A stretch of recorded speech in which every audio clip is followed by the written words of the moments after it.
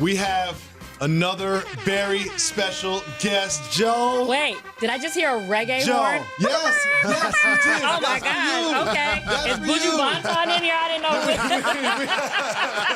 I'm like, is Spraga Benz coming through the door? This is what you get when you come by J&J. You get a special introduction. Josina Anderson joins us. And Josina, we start where we will end Football Sunday this week in the NFL. Big game in Baltimore between the Ravens and the Patriots.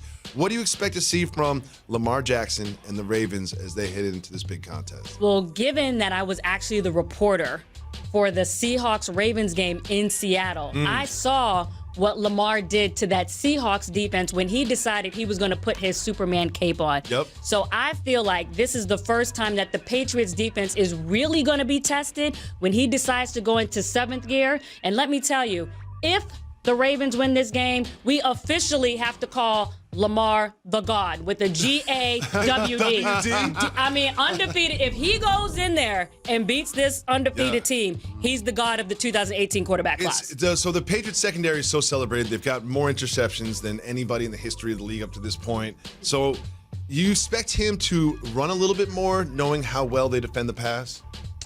I feel like he's going to do whatever it takes to win. Because like I said, I saw when that offense wasn't moving, Hayden Hurst and Mark Andrews and those guys were dropping the balls, and he decided he was going to put it on his back. So he will do whatever it takes. And I really love watching him. And you'll appreciate this, Jalen, because I feel like he's Allen Iverson with a football. I mean, the way he just jukes it, I mean, it's balletic.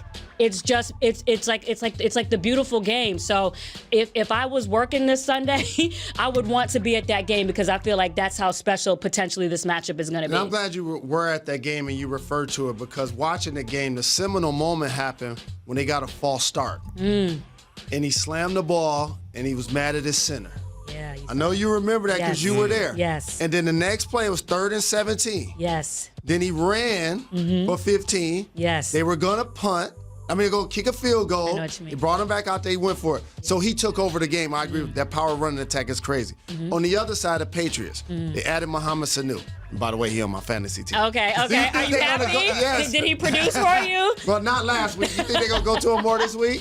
I mean, I think he'll have another week of familiarity. I mean, the good thing between him and what they would like to do with him maybe versus an Amendola when he was paired up with Julian Edelman is that he's bigger, right? So they feel like in like the red zone, he has that size to create the separation off the press even more so than maybe an Amendola and allow Julian Edelman to get more on the outside. But Sanu he also has that football intellect. So when they're recruiting guys across the league to see who they're going to like scour and pick off, they know that he can also handle McDaniel's offense.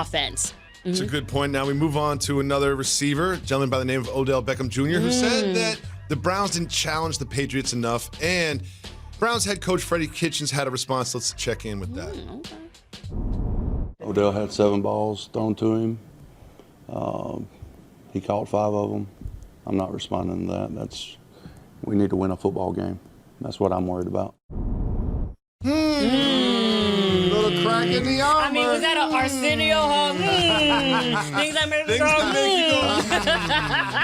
That definitely makes me go, so try to make some sense out of that. Okay, couple things. One, I understand where Freddie Kitchens is coming from the standpoint. It was pouring cats and dogs in Foxborough. It was not a good black girl hair day in Foxborough.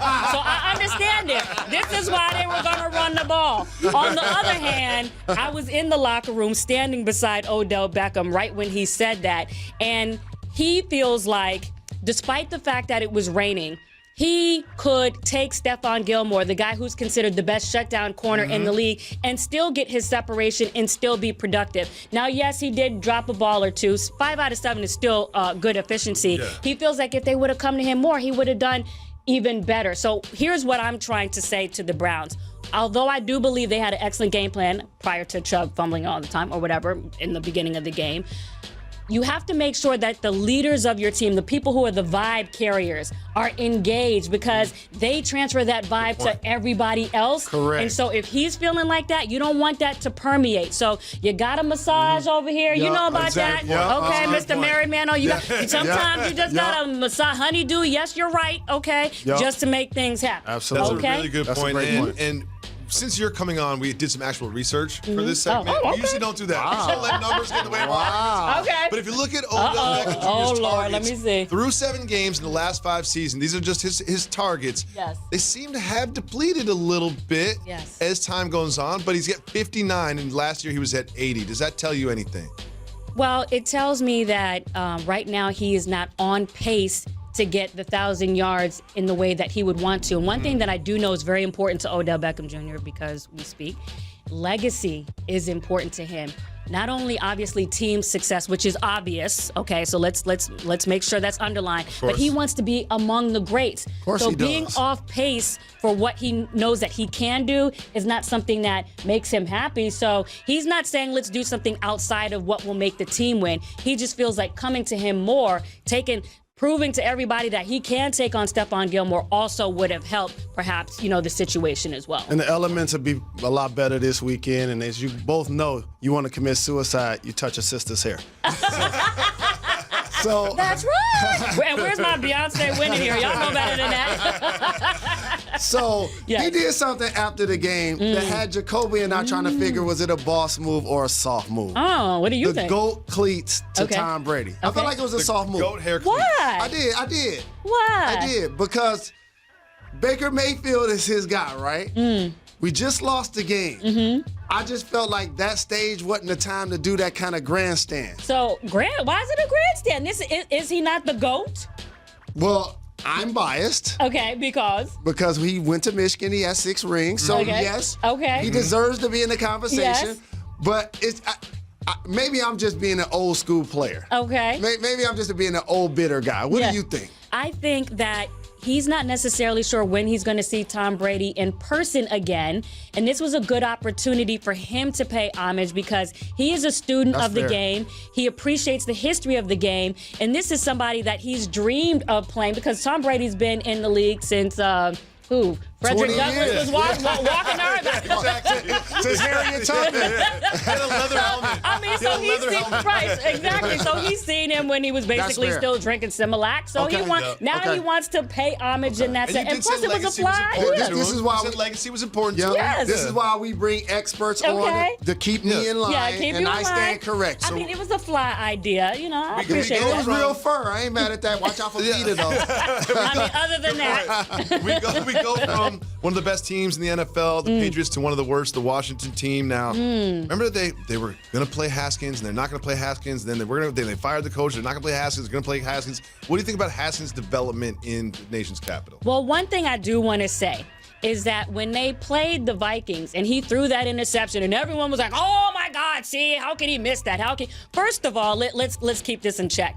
Sam Darnold, Daniel Jones, and some of these rookie quarterbacks have all thrown interceptions with far more first-team reps. And the other thing is, if you actually go back to the replay of that play, there was a defender in front of him whose hand was high. He was trying to get it over that guy's hand, and it did touch his fingertips. I was arguing with a couple of people about this. So while it was high, and people were like, oh, that was uncatchable. It was uncatchable. No, I mean, there are wide receivers in the league who could have caught that ball. Was it perfect? No, but whatever. So my point is, I just feel like sometimes there is such a rush to criticize him in particular when it's obvious that his circumstance is so different from the Kyler Murrays and Daniel Jones who have been playing since preseason and have had way more snaps. Now, on the other hand, there's a however. I do believe that Haskins needs to do a little bit more in terms of his own preparation on his own time, not by my opinion, by some of the things that I hear. So even when you're not playing and you're not first and you're not the man right now like you are at Ohio State,